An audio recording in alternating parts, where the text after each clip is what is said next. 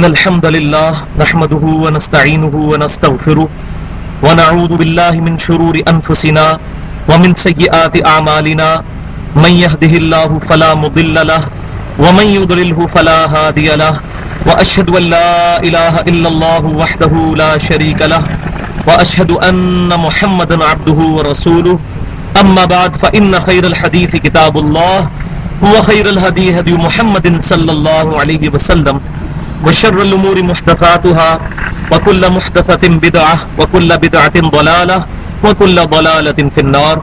أعوذ بالله السميع العليم من الشيطان الرجيم من همزه ونفخه ونفثه. بسم الله الرحمن الرحيم. رب اشرح لي صدري ويسر لي أمري واحلل عقدة من لساني يفقهوا قولي. بسم الله الرحمن الرحيم. إن الله وملائكته يصلون على النبي يا أيها الذين آمنوا صلوا عليه وسلموا تسليما. اللهم صل على محمد وعلى آل محمد كما صليت على إبراهيم وعلى آل إبراهيم إنك حميد مجيد. اللهم بارك على محمد وعلى آل محمد كما باركت على إبراهيم وعلى آل إبراهيم إنك حميد مجيد.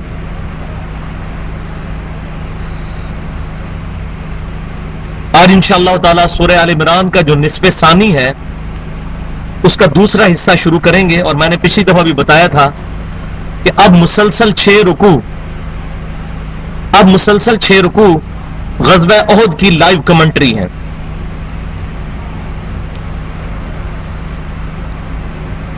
اور یہ 60 آیات پر مشتمل پورشن ہے جس میں اللہ تبارک و تعالیٰ نے مسلمانوں کی غلطیاں جو غزوہ احد میں فتح کے بعد شکست کا باعث بنی ان کو پوائنٹ آؤٹ کر کے مسلمانوں کی اصلاح فرمائی ہے.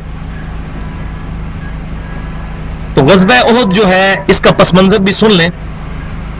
2 ہجری کے اندر غزوہ بدر ہوا تھا جس کا ڈیٹیل ذکر سورۃ الانفال کے اندر آئے گا.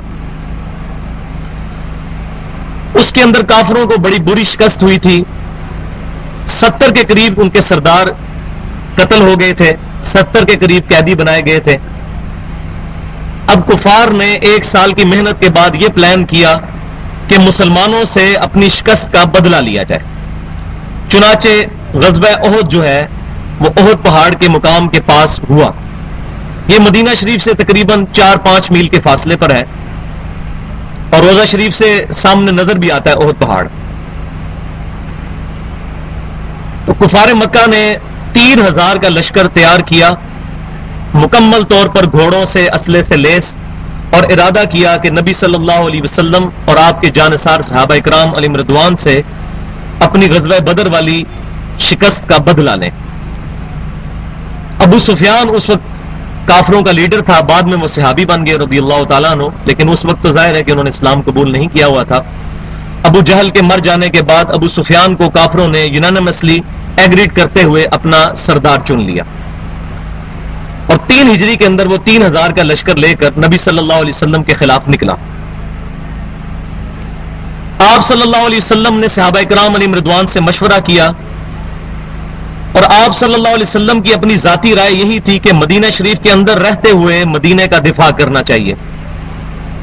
لیکن کچھ نیو مسلمز ایسے تھے کہ جن کی خواہش تھی کہ ہمیں شہادت ملے, اور وہ نبی صلی اللہ علیہ وسلم سے اس بات کی ضد کرتے رہے کہ یا رسول اللہ صلی اللہ علیہ وسلم ہم مدینہ شریف سے باہر نکل کے ان کا مقابلہ کریں گے کھلے میدان میں جا کر.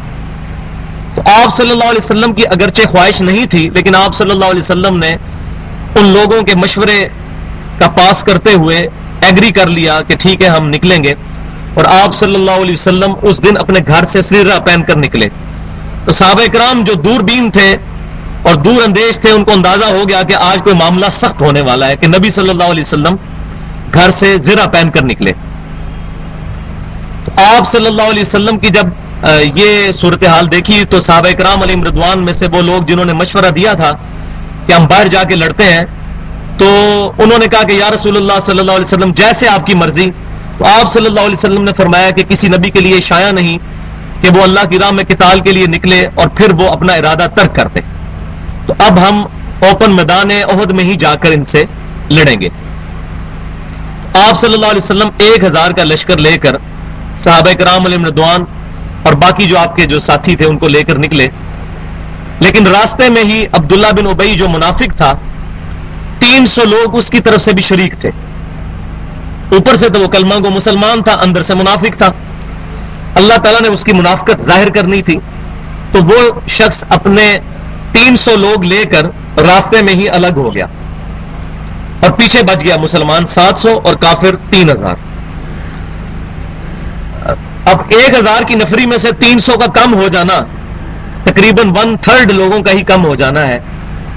तो उनके इस अमल की वजह से सहाबा इकराम अलैहिम रिदवान में से भी 2 गिरोह ऐसे थे, बनु सलमा और बनु हारसा, उनके भी हौसले पस्त हुए और वो भी मैदान जंग से भागने लगे, लेकिन अल्लाह ताला ने उनके दिलों को मजबूत किया। उसका जिक्र आ जाएगा आगे चलकर। फिर आप सल्लल्लाहु अलैहि वसल्लम 700 का लश्कर लेकर निकले। आप सल्लल्लाहु अलैहि वसल्लम ने जब मैदान जंग का मुशाहदा किया तो आप सल्लल्लाहु अलैहि वसल्लम ने अपने विजन के जरिए चीज मुलाजा फरमाई कि वहां पर एक पहाड़ी है और पहाड़ के बिल्कुल सामने छोटा सा एक टीला है। उस टीले पर आप सल्लल्लाहु अलैहि वसल्लम ने 50 तीर अंदाजों की ड्यूटी लगाई सैयदना अब्दुल्ला बिन जुबैर और रज़ियल्लाहु ताला अन्हु की क़ियादत में। और आप सल्लल्लाहु अलैहि वसल्लम ने स्ट्रिक्टली फरमाया कि तुम देखो कि हमारी तिक्का बोटियां चील कव्वे ले गए हैं, तुमने तब भी टीला नहीं छोड़ना मेरे हुक्म के बगैर। इतनी सख्त आप सल्लल्लाहु अलैहि वसल्लम ने उनको ताकीद फरमाई, जो मर्जी हो जाए तुम 50 लोगों ने यहां से नहीं हटना। क्योंकि वो उस टीले पर मामूर थे कि जिसके पीछे से दूसरा रास्ता आता था। इस बात का खदशा था कि काफिर अपनी फौज को 2 हिस्सों में डिवाइड करके पीछे से लाकर मुसलमानों को चक्की के 2 पाटों के दरमियान पीस सकते थे। सामने से भी काफिर, पीछे से भी काफिर आ सकते थे और मुसलमान दरमियान में, जो बाद में हो भी गया। लेकिन सहाबा इकराम अलैहिम रिदवान को उस वक्त तावील की गलती लगी। उन 50 में से सिर्फ 15 के करीब सहाबा इकराम अलैहिम रिदवान ने अब्दुल्ला बिन जुबैर का हुक्म माना। बाकी 35 लोगों ने वो दर्रा छोड़ दिया जब उन्होंने देखा कि काफिर जो है वो शिकस्त खुर्दा होकर भाग गए हैं। अब्दुल्ला बिन जुबैर रज़ियल्लाहु ताला अन्हु पीछे से आवाजें उनको देते रहे, तो वो कहने लगे कि नबी सल्लल्लाहु अलैहि वसल्लम ने तो फरमाया था शिकस्त की सूरत में, तो अब तो मुसलमानों को फतह हो गई है। लेकिन अब्दुल्ला बिन जुबैर रज़ियल्लाहु ताला अन्हु उनको बार बार कहते रहे कि आप सल्लल्लाहु अलैहि वसल्लम ने सख्ती से मना फरमाया, आप सल्लल्लाहु अलैहि वसल्लम के हुक्म के बगैर हमें यहां से नहीं हटना चाहिए। लेकिन सहाबा इकराम अलैहिम रिदवान उन 50 में से 35 ने क़ियास और इज्तिहाद किया अपना। और हम पहले भी अर्ज कर चुके हैं कि क़ियास और इज्तिहाद हमेशा सही नहीं होता। सहाबा इकराम से अगर इस मामले में गलती हो सकती है तो बाद के लोगों से भी गलती हो सकती है, लेकिन 15 का इज्तिहाद सही था। तो बस वही हुआ। खालिद बिन वलीद रज़ियल्लाहु ताला अन्हु बाद में सहाबी बने। उस वक्त वो काफिरों के कैवलरी के सरदार थे। कैवलरी कहते हैं कि घोड़ों का जो दस्ता था उसके सरदार थे। उन्होंने ये मंजर देख लिया कि मुसलमानों ने वो दर्रा छोड़ दिया है, तो उन्होंने कहा कि अभी शिकस्त हमारी फतह में बदल सकती है। वो अपने घोड़सवारों को लेकर पीछे से मुसलमानों पर हमलावर हुए और फिर उस वक्त मुसलमानों के 70 के करीब सहाबा इकराम शहीद हो गए। इसी दौरान नबी सल्लल्लाहु अलैहि वसल्लम के दांत मुबारक भी शहीद हुए। आप सल्लल्लाहु अलैहि वसल्लम को इस कदर जख्म आया, आप सल्लल्लाहु अलैहि वसल्लम जख्मों की ताब न लाकर बेहोश हो गए और आप सल्लल्लाहु अलैहि वसल्लम की शहादत की खबर भी मशहूर हो गई। इसका पूरा जिक्र इसके अंदर आएगा आगे चलकर। ये मैं एक उसका ब्लू प्रिंट पेश कर रहा हूं स्केच के तौर पे, ताकि हमें सारी बातें समझने में आसानी रहे। तो आप सल्लल्लाहु अलैहि वसल्लम के दान मुबारक शहीद हुए और आपकी शहादत की खबर की वजह से मुसलमानों के हौसले मजीद पस्त हो गए और अक्सर सहाबा इकराम अलैहिम रिदवान मैदान जंग छोड़कर वहां से चले गए। ऐसा दहशत का आलम मुसलमानों के ऊपर पड़ा। चंद एक सहाबा इकराम के अलावा सब के सब लोग वहां से चले गए। फिर आप सल्लल्लाहु अलैहि वसल्लम ने पुकार कर सहाबा इकराम को अपनी तरफ मुतवज्जे किया। जो चंद लोग आप सल्लल्लाहु अलैहि वसल्लम की तरफ मुतवज्जे हुए, आप सल्लल्लाहु अलैहि वसल्लम फिर गज़वा उहद को अपनी पीठ पे लेते हुए गार में आपने पनाह ली। वो गार अल्हम्दुलिल्लाह मैंने ज़ियारत की है मदीना शरीफ में, आज भी मौजूद है। गज़वा उहद का मुकाम भी मौजूद है और पहाड़ भी मौजूद है। सही बुखारी और मुस्लिम की मुत्तफ़क़ुन अलैह हदीस है, उहद हमसे मोहब्बत करता है, हम उहद से मोहब्बत करते हैं। तो ये नबी सल्लल्लाहु अलैहि वसल्लम का जो है मुहिब भी है और आप सल्लल्लाहु अलैहि वसल्लम का महबूब तरीन पहाड़ है उहद पहाड़। आप सल्लल्लाहु अलैहि वसल्लम ने वहां पनाह ली और फिर आप सल्लल्लाहु अलैहि वसल्लम ऊंचे मुकाम पर चढ़ गए और आप सल्लल्लाहु अलैहि वसल्लम के रोब की वजह से और सहाबा इकराम अलैहिम रिदवान के उस रोब की वजह से कि अब ये ऊंचे मुकाम पे ऊपर से अगर पत्थर मारे तो हम लोग हलाक हो सकते हैं, काफिर वहां से भाग गए। اور بیچ میں انہوں نے ارادہ کیا واپس پلٹنے کا، لیکن نبی صلی اللہ علیہ وسلم نے 70 کے قریب مسلمانوں کا لشکر پیچھے روانہ کیا. خود آپ صلی اللہ علیہ وسلم تقریباً 8-9 میل تک پیچھے گئے تاکہ کہیں کافر واپس نہ آئے، اور جب انہوں نے یہ منظر دیکھا تو وہ پھر واپس نہیں آئے. تو اس کا سارے کا سارا جو ذکر ہے اس کے اندر اشارتاً موجود ہے. اب اللہ کا نام لے کر اس کو شروع کرتے ہیں. بسم اللہ الرحمن الرحیم. وَإِذْ غَدَوْتَ مِنْ أَهْلِكَ تُبَوِّئُ الْمُؤْمِنِينَ مَقَاعِدَ لِلْقِتَالِ. اور جب صبح سویرے آپ صلی اللہ علیہ وسلم اور آپ کے جانسار صحابہ اپنے گھروں سے رخصت ہوئے، میدان احد میں آپ صلی اللہ علیہ وسلم بٹھا رہے تھے مومنوں کو مورچوں پر جنگ کے لیے. واللہ سمیع علیم، اللہ تعالیٰ سننے والا اور جاننے والا ہے. یعنی آپ صلی اللہ علیہ وسلم جو صحابہ کرام علیہم رضوان کو قتال کے لیے ان کے مورچوں کو ترتیب دے رہے تھے، ان کی ڈیوٹیاں لگا رہے تھے، تو اللہ تعالیٰ فرماتا ہے ہم اپنے نبی صلی اللہ علیہ وسلم اور صحابہ کرام علیہم رضوان کے ہر عمل سے واقف تھے. یہ کتنی تسلی والی بات ہے کہ جس رب کے لیے انسان اپنی جان لے کر میدان جنگ میں اتر آئے اور وہ رب فرما رہا ہو کہ ہمارے علم میں سب کچھ، ہم دیکھ رہے تھے آپ صلی اللہ علیہ وسلم کا صحابہ کرام کو مورچوں پر بٹھانا. اذ ہمت طائفتان منکم ان تفشلا، جب ارادہ کیا دو جماعتوں نے تم میں سے کہ وہ ہمت ہار دیں. یہ وہ دو جماعتیں جو میں نے بنیادی سکیچ میں بتایا کہ جب عبداللہ بن ابی اپنے 300 کا لشکر لے کر بھاگا، وہاں سے واپس مڑا، تو مسلمانوں میں سے بھی بنو سلمہ اور بنو حارثہ، اس کا ذکر صحیح بخاری میں موجود ہے، انہوں نے بھی تھوڑی کمزوری دکھائی اور انہوں نے بھی ارادہ کیا کہ ہم جنگ سے پلٹ جائیں. تو اللہ تعالیٰ فرماتا ہے تم میں سے دو گروہ جو کہ مومن تھے انہوں نے بھی بزدلی دکھائی. واللہ ولیہما، لیکن اللہ تعالیٰ ان کا مددگار تھا، اللہ نے ان کو دل کو ڈھارس بنائی. وعلی اللہ فلیتوکل المؤمنون، اور اللہ ہی پر توکل کرنا چاہیے مومنوں کو. اللہ تعالیٰ کی ذات پر توکل ہو تو ظاہری اسباب انسان کو بزدلی پر کبھی بھی مجبور نہیں کر سکتے، کیونکہ مسلمان کا یہ عقیدہ ہے کہ ہر مشکل اور پریشانی میں اللہ تعالیٰ بغیر اسباب کے مسلمانوں کی مدد کرنے پر قادر ہے. اب اللہ تعالیٰ نے تھوڑا سا مسلمانوں کو پاسٹ ہسٹری بھی یاد فرمائی. وَلَقَدْ نَصَرَكُمُ اللَّهُ بِبَدْرٍ وَأَنْتُمْ أَذِلَّةٌ، اور بے شک اللہ تعالیٰ نے اے مسلمانوں تمہاری مدد کی تھی بدر میں بھی جب تم بڑے کمزور تھے. اذلہ عربی میں کہتے ہیں کمزور کو. اردو میں جو ذلیل کا لفظ ہے وہ اور معنوں میں استعمال ہوتا ہے، لہٰذا وہ شاہ اسماعیل دہلوی نے جو تقویت الایمان میں انبیاء کرام کی اور اولیاء کرام کی گستاخی کرتے ہوئے لکھا ہے کہ بڑے سے بڑا ولی یا بزرگ ہو اللہ کے سامنے چمار سے زیادہ ذلیل ہے، وہ اس کی عبارت گستاخانہ ہے، کیونکہ اردو میں ذلیل لفظ اور معنوں میں استعمال ہوتا ہے.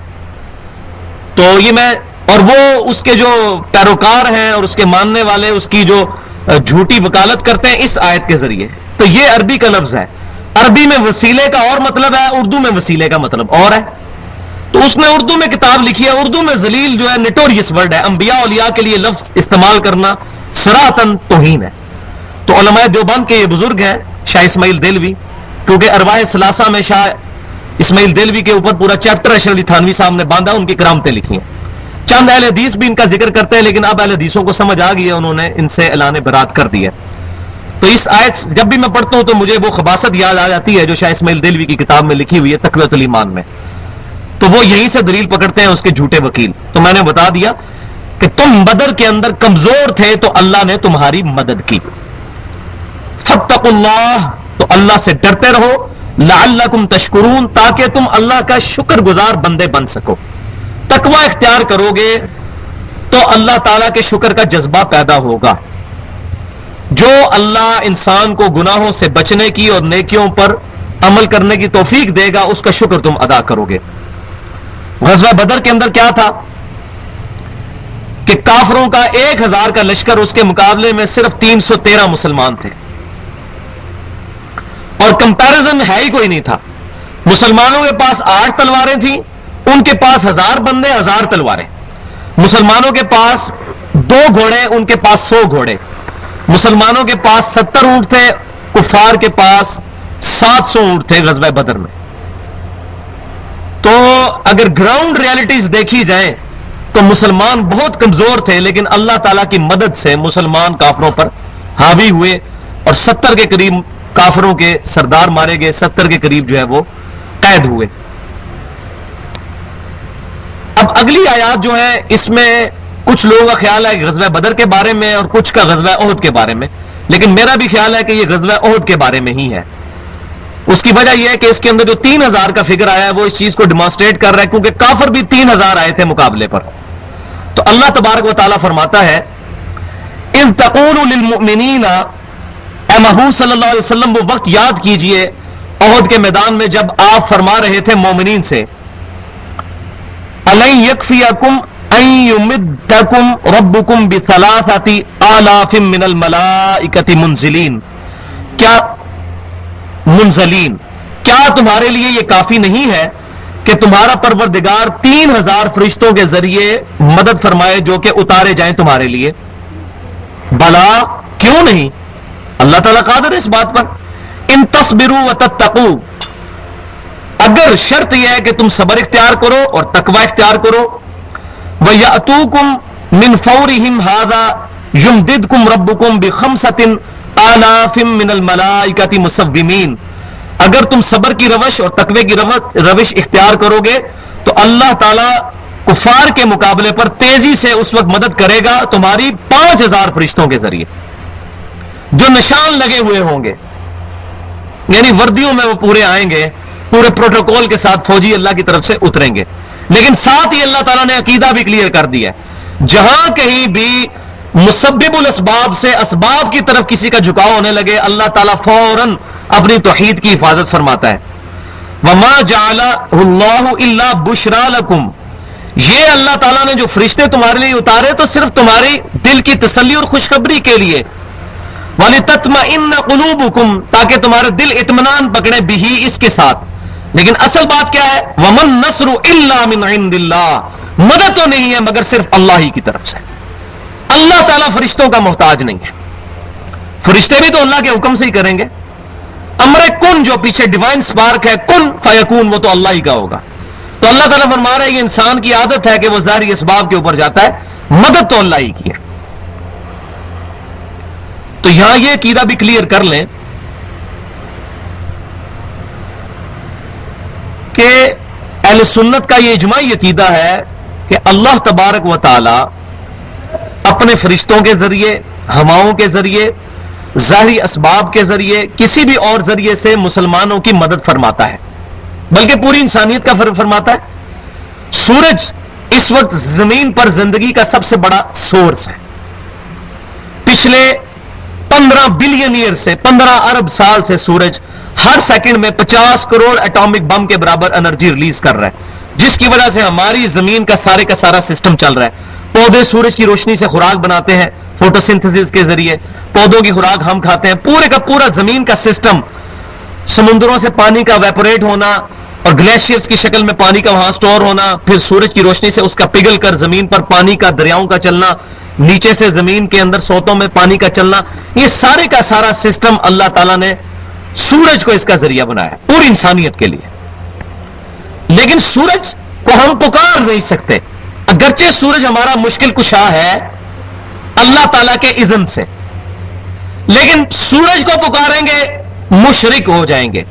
ایاک نعبد و ایاک نستعین، اے اللہ صرف تیری عبادت کرتے ہیں اور غائب میں مدد صرف تجھی سے مانگتے ہیں۔ اپروپریٹ ٹرانسلیشن ایاک نستعین کی ہے، اللہ دعا تجھ سے کرتے ہیں۔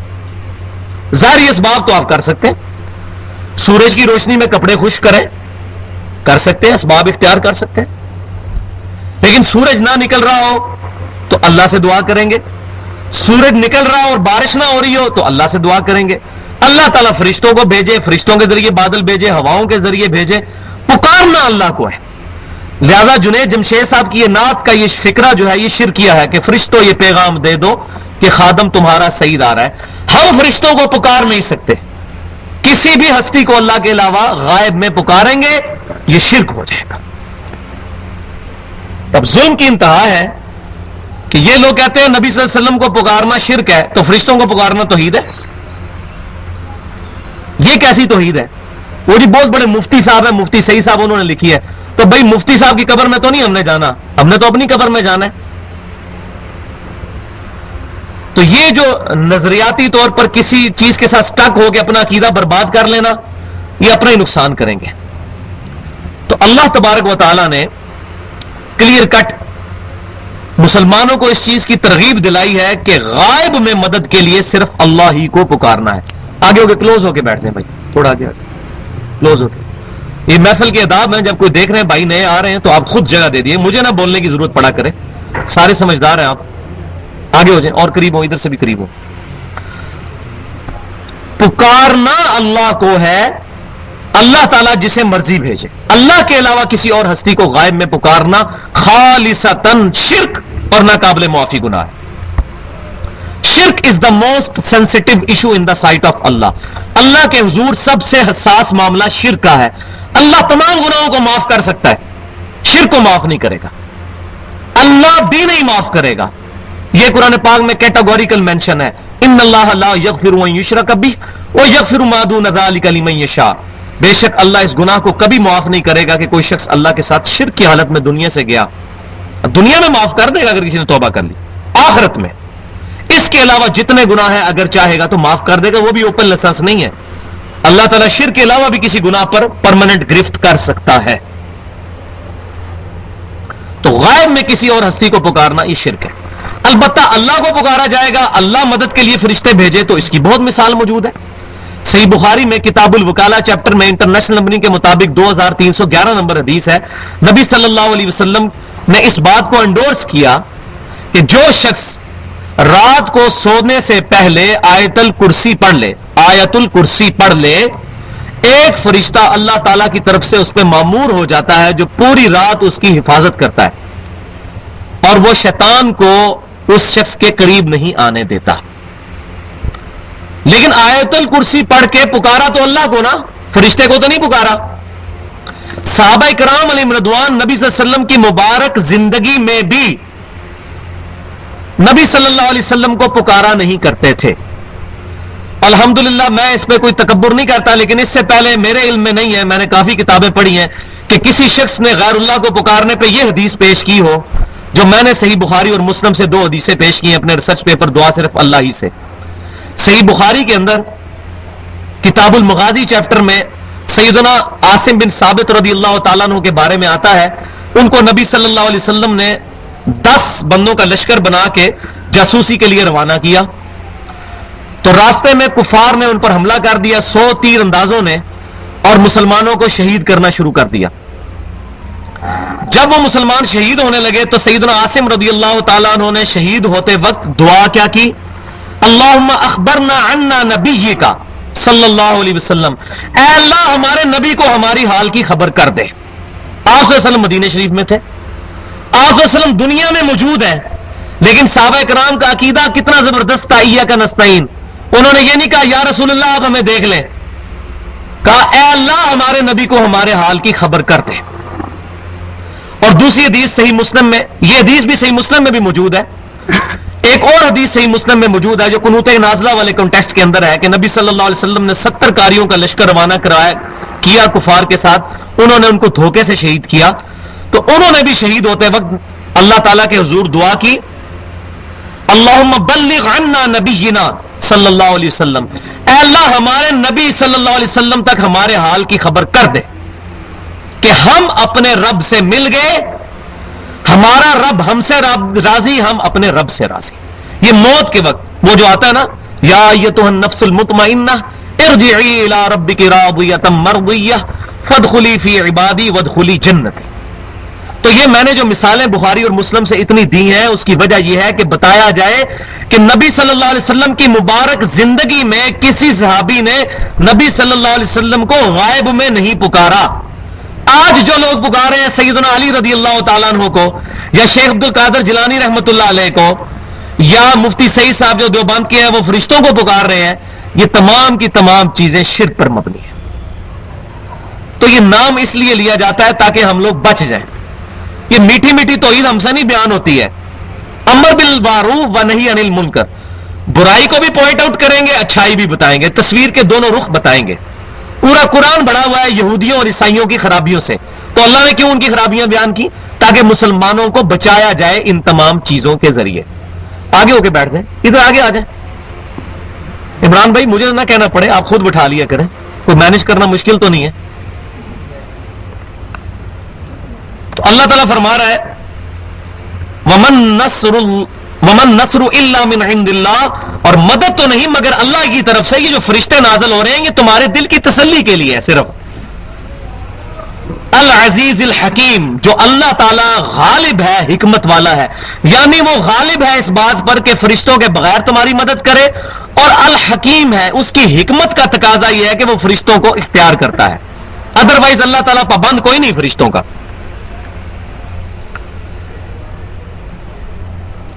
لِيَقْطَعَ طَرَفًا مِّنَ الَّذِينَ كَفَرُوا، یہ مدد اس لیے تھی کہ اللہ تعالیٰ کافروں کو کاٹ دے، ان کو ذلیل کر دے. او یکبتہم فینقلبوا خائبین، یا وہ نامراد ہو کر، ذلیل و خوار ہو کر کافر لوٹ جائیں. تو اللہ تعالیٰ ہمارا ہماری مدد مسلمانوں کے ساتھ ہے، کافروں کی جڑ کاٹنے کے لیے اور ان کو ذلیل و خوار کر کے واپس بھیجنے کے لیے. اور چونکہ مسلمانوں کی کلاس لینی تھی، اللہ تعالیٰ نے ان کی غلطیوں کو پوائنٹ آؤٹ کرنا تھا جو ان سے کمزوریاں ہوئیں. اور اللہ تعالیٰ ایک شفیق استاد ہے، اور شفیق استاد کا تقاضا یہ ہے کہ وہ غلطیوں کو پوائنٹ آؤٹ کرے تاکہ مسلمانوں کی جو مستقبل کی فتوحات تھیں، اس وقت کی سپر پاورز تھیں، سلطنت روما سے ٹکرانا تھا اور ایران کے ساتھ ٹکرانا تھا، تو اگر ان کا ڈسپلن غزوہ احد میں ہی لوز ہو گیا تو نبی صلی اللہ علیہ وسلم کی وفات کے بعد جو بڑی فتوحات ہونی تھی ان میں اگر اپنا ڈسپلن لوز کر دیتے جنگ یرموک کے اندر، یا اس کے اندر اس کے بعد جو اس کے ساتھ جو جنگ ہوئی تھی مسلمہ کذاب کے ساتھ جو جنگ ہوئی، ان تمام جنگوں کے اندر مسلمان اپنا ڈسپلن لوز کر دیتے تو مسلمان کی فتوحات کا سلسلہ رک جاتا مسلمانوں کی. تو اللہ تعالیٰ نے غزوہ احد میں ہی مسلمانوں کی گرفت کی، لیکن پہلی گرفت نبی صلی اللہ علیہ وسلم پر، تاکہ نبی صلی اللہ علیہ وسلم کے ذریعے پھر صحابہ کرام علیہم رضوان کے اوپر آگے بات کرنا آسان ہو. ایسا نہ ہو کہ صحابہ کرام علیہم رضوان کی غلطیاں نکالی جائیں تو ان کے دل میں کوئی بات آئے. نبی صلی اللہ علیہ وسلم کے بارے میں پہلی بات ارشاد فرمائی لیس لک من الامر شیء، اے محبوب صلی اللہ علیہ وسلم آپ کو اس امر کے اندر کوئی اختیار نہیں ہے. کس امر کے اندر؟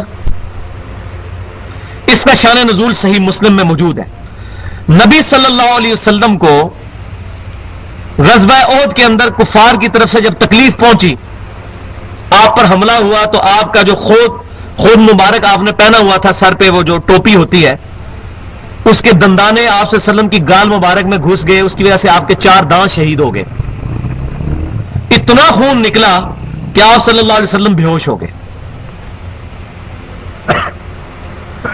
اور صحیح بخاری اور مسلم کی متفق علیہ حدیث ہے، سیدنا سہل بن سعد رضی اللہ تعالیٰ عنہ کہتے ہیں میں جانتا ہوں کہ نبی صلی اللہ علیہ وسلم کا مبارک زخم کس نے دھویا تھا؟ سیدنا علی اور سیدہ فاطمہ رضی اللہ تعالیٰ عنہما. انہوں نے نبی صلی اللہ علیہ وسلم کا مبارک زخم دھویا اور خون رکتا ہی نہیں تھا، تو سیدہ فاطمہ رضی اللہ تعالیٰ عنہا نے ایک کاٹن کا جو کپڑا ہے اس کو جلا کر اس کی راکھ آپ صلی اللہ علیہ وسلم کے مبارک زخم پر رکھی تو اس سے خون رکا. یہ بخاری اور مسلم کی متفق علیہ حدیث ہے غزوہ احد کے چیپٹر میں. اور صحیح مسلم میں ہے کہ آپ صلی اللہ علیہ وسلم کی مبارک زبان سے اس وقت یہ کلمات نکل گئے کہ اللہ تعالیٰ اس قوم کو کیسے ہدایت دے گا جنہوں نے اپنے نبی کا چہرہ خون سے رنگ دیا. اب یہ بات جب کی تو اللہ تعالیٰ نے یہ آیت نازل فرمائی لیس لک من الامر شیء، اے محبوب صلی اللہ علیہ وسلم آپ کا کوئی اختیار نہیں اس معاملے کے اندر، ہدایت اللہ کے اختیار میں.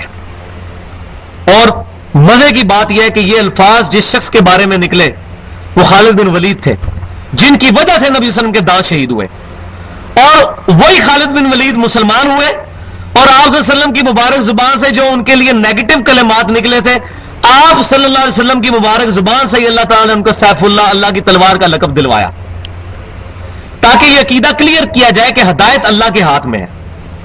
لیکن اس کا یہ مطلب نہیں ہے کہ نبی صلی اللہ علیہ وسلم ہدایت کسی کو نہیں دے سکتے. یہ 2 معنوں میں ہے، وہ سمجھ لیں. سورۃ القصص کی آیت نمبر 56 ہے انک لا تہدی من احببت ولکن اللہ یہدی من یشاء وہو اعلم بالمہتدین. اے محبوب صلی اللہ علیہ وسلم بے شک آپ اسے ہدایت نہیں دے سکتے جس سے آپ محبت کرتے ہیں، اللہ اسے ہدایت دے گا جسے چاہتا ہے، اور وہ بہتر جانتا ہے کہ کس کو ہدایت دینی ہے. اس آیت کا شان نزول صحیح بخاری اور مسلم میں موجود ہے کہ ابو طالب کی ڈیتھ بغیر ایمان کے ہو گئی اور نبی صلی اللہ علیہ وسلم کو ان سے بڑی عقیدت تھی. ابو طالب کا احسان نہ نبی صلی اللہ علیہ وسلم پہ بلکہ پوری امت پر آپ کا احسان ہے, کیونکہ ہمارے روحانی باپ نبی صلی اللہ علیہ وسلم کی انہوں نے پرورش کی اور آپ صلی اللہ علیہ وسلم کے ساتھ ہر موقع پہ وہ کھڑے رہے. ہم ان کا نام احترام سے ہی لیں گے اگرچہ ان کو ایمان نصیب نہیں ہوا.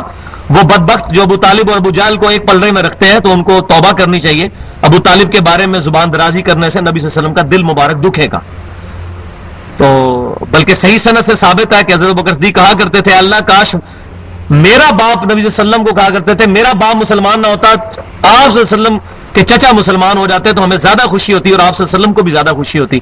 تو آپ صلی اللہ علیہ وسلم نے فرمایا کہ ہاں مجھے زیادہ خوشی ہوتی, لیکن اللہ کی مرضی وہ ایمان نہیں لے کر آئے. تو اس کے شان نزول میں بخاری اور مسلم میں موجود ہے. یہ آیت نازل ہوئی کہ اے محبوب صلی اللہ علیہ وسلم آپ بڑے غمگین ہوئے, تو آپ صلی اللہ علیہ وسلم پہ یہ آیت نازل ہوئی کہ آپ کا اختیار نہیں ہے کسی کو ہدایت دینا, لیکن اس کا یہ مطلب نہیں کہ آپ ہدایت کی طرف رہنمائی نہیں کرتے. آپ صلی اللہ علیہ وسلم کیا آج آپ صلی اللہ علیہ وسلم کے غلاموں کی دعوت کی وجہ سے کتنے لوگ مسلمان ہو رہے ہیں. تو دعوت الی الحق یہ انبیاء کرام نے دی, ہدایت کا معاملہ اللہ پر چھوڑ دیا. انبیاء ہدایت کی طرف گائیڈ کرنے والے ہیں, اور اس کا ذکر سورہ الشورى کی آیت نمبر 52 میں ہے. وَإِنَّكَ لَتَهْدِي إِلَىٰ صِرَاطٍ مُسْتَقِيمٍ, اے محبوب صلی اللہ علیہ وسلم بے شک آپ سیدھے راستے کی طرف ہدایت دینے والے ہیں. یہ دو مختلف چیزیں ہیں. وہاں اِنَّكَ لَا تَهْدِي, آپ ہدایت نہیں دے سکتے. اِنَّكَ ادھر ہے اِنَّكَ لَتَهْدِي, آپ ضرور ہدایت دینے والے ہیں. تو یہ بظاہر دو آیات ٹکرا رہی ہیں, لیکن یہ ٹکرا نہیں رہی, ان کا کانٹیکسٹ ڈفرنٹ ہے. آپ صلی اللہ علیہ وسلم بلٹ ان کسی کو پوٹینشلی ہدایت نہیں دے سکتے, ہدایت کی طرف گائیڈ لائنز پرووائڈ کریں گے. اب اس نے قبول کرنا حق, یہ اللہ تعالیٰ کی مرضی ہے, اس کے دل میں تڑپ دے کر اس کو ہدایت عطا فرمائے گا. تو آپ کا اس امر میں کوئی اختیار نہیں. او یتوب علیہم, اللہ چاہے تو ان کی توبہ قبول کر لے کافروں کی جن کے بارے میں آپ کی مبارک زبان سے جو ایسے کلمات نکل گئے, اللہ تعالیٰ کی مرضی, اللہ تعالیٰ ان کی توبہ قبول کر لے, یا ان کے اوپر جو ہے وہ گرفت فرمائے. او یعذبہم, یا انہیں عذاب دے. فإنہم ظالمون, تو بے شک وہ ظالم ہے. یعنی اگر اللہ تعالیٰ ان کو عذاب دیتا ہے تو اللہ تعالیٰ ظالم نہیں ہے, وہ خود ظالم ہے. وَلِلَّهِ مَا فِي السَّمَاوَاتِ وَمَا فِي الْأَرْضِ, جب بھی کوئی امپورٹنٹ بات ڈسکس ہوتی ہے نا, یہ قرآن کا اسلوب یاد رکھیں, اس کے بعد یہ آیت فوراً آ جائے گی وَلِلَّهِ مَا فِي السَّمَاوَاتِ وَمَا فِي الْأَرْضِ. یہ اللہ تعالیٰ کا شہانہ انداز ہے. سورۃ النساء میں بڑی بڑی آیات آئی ہیں تو بار بار یہ آیت ریپیٹ ہوئی ہے وَلِلَّهِ مَا فِي السَّمَاوَاتِ وَمَا فِي الْأَرْضِ. اللہ ہی کے لیے ہے زمین و آسمان کی بادشاہی. اللہ تعالیٰ کا ڈیوائن حکم چل رہا ہے, اللہ تعالیٰ جو چاہے وہ کرتا ہے. یغفر لمن یشاء, جسے چاہے وہ بخش دے, وَيُعَذِّبُ مَن یشاء, اور جسے چاہے عذاب دے دے. یہ اللہ تعالیٰ کا اختیار ہے. واللہ غفور رحیم, لیکن اللہ تعالیٰ کی رحمت جو ہے اس کے غضب پر بھاری ہے. اس کا تقاضا کیا ہے؟ وہ معاف فرمانے والا اور رحم فرمانے والا ہے. وَكَتَبَ عَلَى نَفْسِهِ الرَّحْمَةَ, اور بخاری اور مسلم کی متفق علیہ حدیث ہے کہ اللہ تعالیٰ نے مخلوقات کو پیدا کرنے سے پہلے اپنے عرش پہ یہ عبارت لکھ لی تھی کہ میری رحمت میرے غضب پر بھاری رہے گی. تو اللہ کی رحمت اس کے غضب پر بھاری ہے, اور یہ بہت بڑا ایسٹ ہے ہمارے لیے کہ اللہ کی رحمت اس کے غضب پر بھاری, برابر بھی ہوتی تو ہمارے لیے بڑی مصیبت کھڑی ہو جاتی. تو رحمت کا غضب پر بھاری ہونا, اللہ تعالیٰ کی صفت رحمت کا ڈومیننٹ ہونا, یہ پوری انسانیت کے لیے بہت بڑی رحمت اور بہت بڑا ایسٹ ہے. اب ایک ٹاپک ایڈریس ہو رہا ہے اس میں کہ مسلمانوں کی شکست کی وجہ دنیا کی محبت بنی, کیونکہ 35 صحابہ کرام 50 میں سے انہوں نے مال غنیمت سمیٹنا شروع کر دیا. جو شروع کے 10 منٹ میں نے پورا سکیچ بیان کیا تھا غزوہ احد کا. عبداللہ بن جبیر رضی اللہ تعالیٰ نے ان کو روکتے رہے, لیکن وہ رکے نہیں. وہ دنیا کے مال کی محبت ان کے اندر آئی, اور دنیا کے مال کی محبت کا پھر سمم بومم, اس کا ایپیکس یہ ہے کہ سود کے اندر بندہ انوالو ہو جاتا ہے. سود جو ہے, سودی نیچر, سودی طبیعت, مال کو بڑھانے کی طبیعت, یہ مال کی محبت کا اعلیٰ ترین بلکہ پست ترین درجہ ہے, اور خباثت میں اعلیٰ ترین درجہ ہے. اعلیٰ ترین خباثت یہ ہے کہ انسان کے اندر مال کی محبت اتنی آ جائے کہ وہ سود والا معاملہ ہو جائے. تو سود کی آیات 3 دفعہ مختلف انداز سے نازل ہوئی. پہلے سورہ روم مکی صورت میں سود کی ممانعت آئی, اس کے بعد سورہ آل عمران کی یہ آیت نمبر 130, اس کے بعد یہ والی ممانعت ہے, اور اس کا فائنل حکم وہ ہے جو سورۃ البقرہ کے اندر پورا رکوع ہے, آیت نمبر 274 سے 281 تک 28 نمبر رکوع. وہ ہمارے ویڈیو لیکچر جو ہے اس پہ میں نے وہاں سود کے اوپر بڑی ڈیٹیل سے گفتگو کی ہے. آج کل کا جو ڈیٹ اور اکویٹی کا سسٹم, اسٹاک ایکسچینج کا سسٹم, آج کل جو بینکنگ کا سسٹم ہے, اور اسلامک بینکنگ جو ہے وہ دھوکہ جو دے رہی ہے مسلمانوں کے کو اسلام کے نام پر, وہ سودی نظام, اس کو میں نے ڈیٹیل سے ایڈریس کیا. اور میں نے پہلے بھی عرض کیا تھا چوتھا سپارہ شروع ہونے سے پہلے کہ میں نے پہلے 3 سپاروں کے اندر تقریباً تمام بڑے بڑے موضوعات ڈیٹیل سے ایڈریس کر دی ہیں. میں بار بار ان کو ریپیٹ نہیں کروں گا, تو ہماری ریکارڈنگ میں آ چکے ہیں. ہمارا جو یوٹیوب کے چینل کا ایڈریس بھی نوٹ کر لیں, www.youtube.com/user/720085 720085. اس میں یہ سارے لیکچرز پڑے ہوئے ہیں. آج 41واں لیکچر ہے, 40 کے 40 لیکچر وہاں پر پڑے ہوئے ہیں. تو یہ سودی جو نیچر ہے اس کو ایڈریس کیا جا رہا ہے. یا ایھا الذین آمنو, اے ایمان والو, لا تأکلوا الربا, مت کھاؤ سود, اضعافا مضاعفہ, دگنا چگنا کر کے سود مت کھاؤ, جس کو آج کی لیٹسٹ فائنانس کی لینگویج میں کہتے ہیں کمپاؤنڈ انٹرسٹ. دگنا چگنا کر کے بڑھتا جاتا ہے, فیکٹوریل پرابلم بنتا چلا جاتا ہے کہ جی یہ کریڈٹ کارڈ ہے, یہ 45 دن تک جمع نہیں کرایا تو اتنا لگے گا, پھر اتنا لیٹ ہوا تو اتنا, وہ دوہرا چورا ہوتا جاتا ہے. کمپاؤنڈ انٹرسٹ دیکھ لیں, وہی ذکر ہے, اضعافا مضاعفہ, دگنا چگنا, بڑھوتی پہ بڑھوتی, کمپاؤنڈ انٹرسٹ مت کھاؤ. واتقوا اللہ, اور قبلہ درست رکھنے کے لیے اللہ کا تقوی اختیار کرو, کیونکہ یہی انسان کو برائی سے بچا سکتا ہے. لعلکم تفلحون, تاکہ تم فلاح پا جاؤ. واتقوا النار التي اعدت للکافرین, اور ڈرو اس آگ سے جو کافروں کے لیے تیار کی گئی ہے. کیسی عجیب بات ہوگی کہ آیت ہے کافروں کے بارے میں اور کہہ رہے ہیں مسلمانوں کو ڈرایا جا رہا ہے.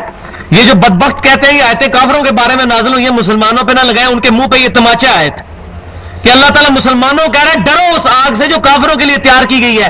یعنی تم کافروں والی حرکتیں نہ شروع کر دینا کہ تم بھی اسی آگ میں چلے جاؤ.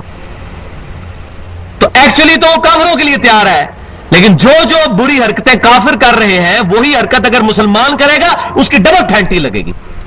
جیسے سورۃ العذاب میں آیا ہے کہ اے نبی کی بیویوں, تم عام عورتوں کی طرح نہیں ہو, اگر تم نے بے حیائی کی تمہیں اللہ دگنا عذاب دے گا, کیونکہ تمہارے لیے اجر بھی دگنا ہے. تو یہ نہیں ہے کہ کافر جو کام کر رہا ہے تو یہ آیتیں کافروں کے بارے میں ہے, یہ فلاں چیز کافروں کے بارے میں. قرآن ایک رول ہے قیامت تک کے لیے. پھر تو ہم یہ کہیں گے تو یہ کافروں کے بارے میں بھی نہیں ہے, ان کافروں کے بارے میں جو حضور کے زمانے میں تھے, آج کے کافروں کے بارے میں آئی نہیں. تو پھر قرآن کو ٹھپ کے بند کر دیں, نعوذ باللہ. اور یہ نماز کا جو حکم ہے یہ ان مسلمانوں کے لیے حضور کے سامنے موجود تھے. تو قرآن ایز اے ٹیکسٹ بک پوری امت کو ایڈریس کر. ہدی للناس, سورۃ البقرہ میں ہم پڑھ آئے ہیں رمضان والے چیپٹر میں, پورا رکوع تھا 23 نمبر رکوع. ہدی للناس وبینات من الہدی, ہدایت کی روشن نشانیاں ہیں اور پوری انسانیت کے لیے ہدایت. وَأَطِیعُوا اللَّهَ وَالرَّسُولَ, اور اطاعت کرو اور اس کے رسول, اللہ کی اور اس کے رسول صلی اللہ علیہ وسلم کی, لعلکم ترحمون, تاکہ تم پر رحم کیا جائے. یعنی اللہ کی رحمت کے اندر آنا ہے تو اس کے لیے ضروری ہے کہ اللہ اور اس کے رسول کی اطاعت کرو. کتنی مزے کی بات ہے. یہ نہیں ہے کہ اللہ تعالیٰ کے فرامین کی دھجیاں بکھیری جائیں, رسول اللہ صلی اللہ علیہ وسلم کی مبارک سنتوں کا مذاق اڑایا جائے اور کہا جائے اللہ تعالیٰ بڑا غفور رحیم ہے. اللہ تعالیٰ رحم کرنے والا کس کے لیے ہے؟ جو اللہ کی اطاعت کرے گا اور رسول اللہ کی اطاعت کرے گا صلی اللہ علیہ وسلم. قرآن پڑھیں گے تو پتہ چلے گا نا, ورنہ تو ہم دھوکے ہی اپنے آپ کو دیتے رہیں گے. کتنی واضح آیت ہے, یہ اردو کے الفاظ ہے. وَأَطِیعُوا اللَّهَ وَالرَّسُولَ, اطاعت کرو اللہ کی اور اس کے رسول کی, لعلکم, تاکہ ترحمون, تم پر رحم کیا جائے. یعنی اللہ کی رحمت اس پر ہوگی جو اطاعت کرے گا اللہ اور اس کے رسول کا صلی اللہ علیہ وسلم. دنیا میں بھی یہ اصول ہے, بادشاہ اپنے جو غلام ہیں انہیں کو نوازتے, اپنے نافرمانوں کو تو کوئی نہیں کہتا کہ ہاں جی آپ نے نافرمانی کی ہے تو آپ کو اتنا انعام دیا جاتا ہے. کوئی بیوقوف بادشاہ بھی ایسا نہیں کرے گا. اور اللہ تعالیٰ احکم الحاکمین, الیس اللہ باحکم الحاکمین, اللہ حاکموں کا بھی حاکم ہے. وہ یہ کرے گا کہ اپنے نافرمان بندوں کو جو ہے وہ عیاشیاں کرے گا. ہاں دنیا میں بظاہر کروا دے, لیکن آخرت صرف پرہیزگار ہو. والآخرۃ عند ربک للمتقین, سورہ دخان کے اندر آتا ہے، اور آخرت تمہارے رب کے لیے پاس صرف پرہیزگاروں کے لیے. وَسَارِعُوا إِلَى مَغْفِرَةٍ مِّن رَبِّكُمْ، بھاگو اپنے رب کی مغفرت کی طرف. وَجَنَّةٍ عَرْضُهَا السَّمَاوَاتُ وَالْأَرْضُ، اس جنت کی طرف لپکو. دوڑو مسلمانوں، انٹرسٹ پیدا کرو اس جنت کا جس کی چوڑائی زمین و آسمان کی وسعت کی طرح ہے، اس کی چوڑائی کی طرح ہے. اعدت للمتقین، جو تیار کی گئی ہے پرہیزگاروں کے لیے. پرہیزگار کون ہوں گے؟ تقوی والے کون ہوں گے؟ میں نے اس کی سمپلسٹ ڈیفینیشن بتائی تھی، لا حول ولا قوت الا باللہ. نہیں ہے برائی سے بچنے کی ہمت مگر اللہ کی طرف سے، اور نیکیوں پر استقامت مگر اللہ کی طرف سے. تو نیکیوں پر استقامت اختیار کرنا، برائی سے بچنا، یہ چیز ہے جو انسان کو متقی اور پرہیزگار بناتی ہے. اللہ کا ڈر والا بندہ وہی ہوگا جو اللہ کے ڈر کی وجہ سے گناہوں سے بچ جائے اور نیکیوں پر استقامت اختیار کرے. متقین کی پہچان کیا ہے؟ الذین ينفقون فی السراء والضراء. یہ ذرا دیکھ لیں اس میں، اس آئینے میں میں بھی اپنی شکل دیکھتا ہوں، ہم سب اپنی شکل دیکھیں. یہاں جتنے 100 کے قریب لوگ بیٹھے ہوئے ہیں، اپنی شکل دیکھ لیں کہ ہم کیا متقی ہیں. کون لوگ ہیں متقی؟ الذین ينفقون فی السراء والضراء، وہ پرہیزگار ہیں جو اللہ کی راہ میں مال خرچ کرتے ہیں، خوشحالی کی حالت میں بھی اور تنگ دستی میں بھی. والکاظمین الغیظ، اور اپنے غصے کو ضبط کر جاتے ہیں.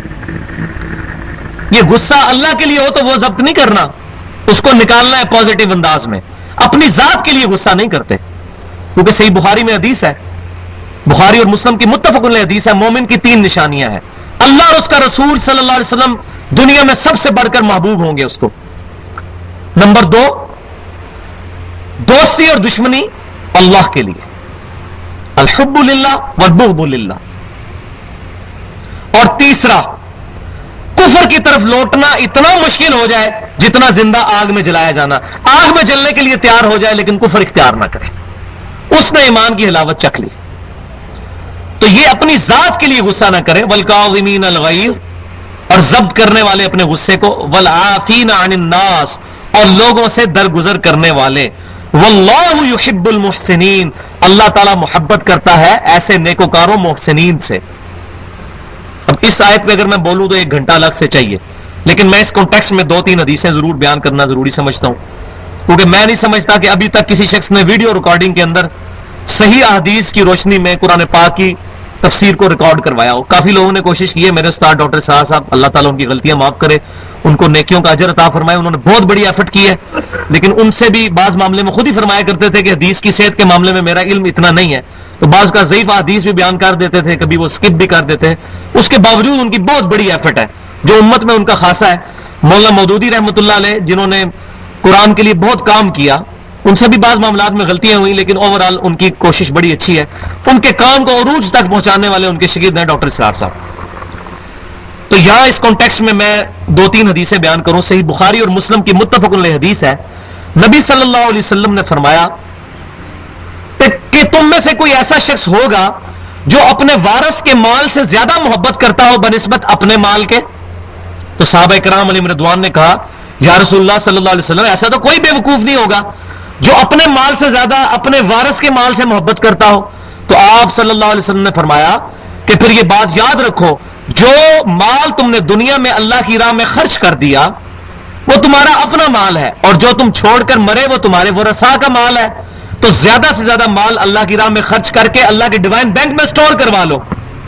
جو تم نے خود خرچ کر لیا اللہ کی راہ میں، وہ تو تم نے اپنا ذخیرہ جو ہے وہ سٹور کر لیا آخرت کے لیے. جو چھوڑ دیا وہ ورثاء کا مال ہے، اب ورثاء اس کو بے شک اللہ تللوں میں اڑائے، تمہارے کسی کام کا نہیں ہے. پھر آپ صلی اللہ علیہ وسلم نے فرمایا کہ پہلوان کون ہوتا ہے؟ تو صحابہ اسی حدیث میں بخاری اور مسلم کی، تو صحابہ کرام علیہ رضوان نے کہا کہ جو ایسا بہادر جو کسی اپنے مقابل پہ آنے والے شخص کو پچھاڑ دے، اس کو گرا دے. تو آپ صلی اللہ علیہ وسلم نے فرمایا نہیں، پہلوان وہ ہوتا ہے جو شخص اپنے غصے پر قابو کر لے، وہ پہلوان ہے. اصل میں واقعی بڑا مشکل کام ہے، اپنے غصے پر قابو کرنا یہ بہت مشکل کام ہے، بہت مشکل کام. اکثر یہ طلاق والے معاملات ہوتے ہی اسی لیے غصے پر قابو نہیں ہوتا. اور میں اپنے بھائیوں کو کہتا ہوں غصہ ہے تو برتن توڑ لو بھائی, طلاق کا لفظ نہ اپنے منہ کے اوپر لے کے آؤ. کیونکہ صحیح مسلم کے اندر حدیث موجود ہے, آپ صلی اللہ علیہ وسلم نے فرمایا کہ شیطان کا تخت سمندروں پر لگا ہوا ہے اور اس کے شتونگڑے اس کو آ کے مختلف واقعات سناتے ہیں. آج ہم نے فلاں سے زنا کروایا, فلاں سے چوری کروائی. وہ خوش ہوتا ہے, کہتا ہے ہاں اچھا ہے. جب کوئی شتونگڑا اس کو آ کے یہ بتاتا ہے نا کہ آج ہم نے میاں بیوی کے درمیان لڑائی کروا کے علیحدگی کروا دی ہے, تو اس کو جپھی ڈال کے ملتا ہے, گلے لگا لیتا ہے کہ تو نے اصل کام کیا ہے. کیونکہ تمدن کی جڑ کٹ جائے گی جب میاں بیوی کے اندر نفرت آئے گی. اور اس میں خصوصاً مردوں کو ٹالریٹ کرنا چاہیے کہ غصے کو پئیں, عورتوں پر غصہ کرتے وقت احتیاط کریں. پھر وہ طلاق نکال لیتے ہیں غصہ, اور اکٹھی 3 طلاقیں دینا حرام ہے. اور طلاق کی آیات میں نے ڈیٹیل سے ایڈریس کیا, اگرچہ یہ حرام ہے لیکن واقع ہو جائیں گے, پھر مولویوں سے فتوے لیتے پھرتے ہیں. کوئی لالے کروانے چلا جاتا ہے, کوئی آرامہ کروانے چلا جاتا ہے, اور مصیبت پڑ جاتی ہے مولویوں کی. لالہ یہ ہے کہ مولوی صاحب کہتے ہیں ایک رات کے لیے نکاح کر لیں. تو یہ ہمارے کچھ بریلوی اور دیوبندی بھائی یہ کام کرتے ہیں, انہوں نے مولوی رکھے ہیں لالے نکلوانے والے. اور کچھ اہل حدیثوں کے اندر ایسے مولوی ہیں کہ جو فتوے آرامے کے دینے کے لیے تیار بیٹھے ہوئے ہیں کہ 3 طلاق بے شک 100 بھی 2 ایک ہی ہوگی. تو یہ اجتہادی غلطی ہے. اہل حدیث میں سب کی نہیں میں بات کر رہا ہوں, ان میں علماء حق بھی ہیں جو اس معاملے کو نہیں سمجھتے. صحابہ کرام کا اجماع ہے, میں نے ڈیٹیل سے ایڈریس کیا ہے مسئلہ طلاق والا جو سورۃ البقرہ کا پورشن آیا تھا, بڑی ڈیٹیل سے ایڈریس کیا ہے. تو میں یہاں ایڈریس اس لیے ضروری سمجھ رہا ہوں کہ غصے کی جو سب سے بڑی نقصان دہ جو شکل ہے وہ طلاق ہے. جامع ترمذی ابو داؤد ابن ماجہ کے اندر حدیث ہے, نبی صلی اللہ علیہ وسلم نے فرمایا اللہ کو حلال چیزوں میں سب سے زیادہ ناپسند طلاق ہے. حلال ہے لیکن ناپسند ہے. مسلمان کی زبان کے اوپر نہیں طلاق آنی چاہیے. تو یہ مولوی جو نکاح پڑھاتے ہیں اس وقت مولوی کی ذمہ داری ہے, یہ جو کلمے سنتے پھرتے ہیں جو ثابت ہی کوئی نہیں ہے, اس کی بجائے طلاق کے مسائل بتانے چاہیے کہ یہ زبان پہ اپنے الفاظ نہیں لے کے آنے, اور طلاق دینے کا سنت طریقہ بتانا چاہیے. 1 طلاق اور پھر 3 طہر کے بعد دوسری, پھر 3 طہر کے بعد. تو 3 طہر تو پہلے 3 طہر کیا 3 دن کیا 3 گھنٹے گزرتے ہیں تو اپنی غلطی کا احساس ہو جاتا ہے. تو اسلام کی کتنی حکمت ہے کہ کٹھی 3 طلاقیں دے ہی نہیں سکتے آپ. 1 طلاق دے پھر 3 مہینے کے بعد دوسری طلاق. تو یہ اسلام کی حکمتیں ہیں. اور دوسری حدیث صحیح مسلم میں, یہ بہت زبردست حدیث ہے, اور میں سمجھتا ہوں اسلام کی جامعیت کے اعتبار سے امام مسلم نے جو کتاب البر والصلہ چیپٹر باندھا ہے 3 جلد کے اندر, یہ میں سمجھتا ہوں اتنی بڑی ایفرٹ ہے امام مسلم کا. یہ جو چیپٹر ہے امام نبوی نے باندھا ہے, لیکن وہ حدیثیں تو امام مسلم لے کے ہیں صحیح مسلم میں. اس میں ایسی ایسی حدیثیں ہیں کہ ایک حدیث پہ پوری کتاب لکھی جا سکتی ہے. تو صحیح مسلم میں یہ حدیث موجود ہے. نبی صلی اللہ علیہ وسلم نے صحابہ کرام علیہ رضوان سے پوچھا کہ جانتے ہو کہ مفلس کون ہے؟ تو صحابہ کرام نے عرض کیا اللہ کے رسول صلی اللہ علیہ وسلم, ہم تو مفلس اور غریب اس کو سمجھتے ہیں کہ جس کے پاس درم و دینار نہ ہو. تو آپ صلی اللہ علیہ وسلم نے فرمایا نہیں, میری امت کا مفلس وہ ہے جو قیامت والے دن نماز, روزہ, زکات اور بڑے بڑے نیک اعمال لے کر آیا, لیکن اس حال میں آیا کہ اس نے دنیا میں کسی کو گالی دی تھی, یا کسی کا دل دکھایا تھا, یا کسی کو مارا تھا, یا کسی کو پیٹا تھا, یا کسی کا خون نکالا تھا, یا کسی پر جھوٹی تہمت لگائی تھی. اس حال میں وہ آئے گا, اور داڑھیاں پگڑیاں اس کے ساتھ ہوں گی, نمازیں, حج, روزے, زکات, رمضان کے عمرے ساتھ ہوں گے.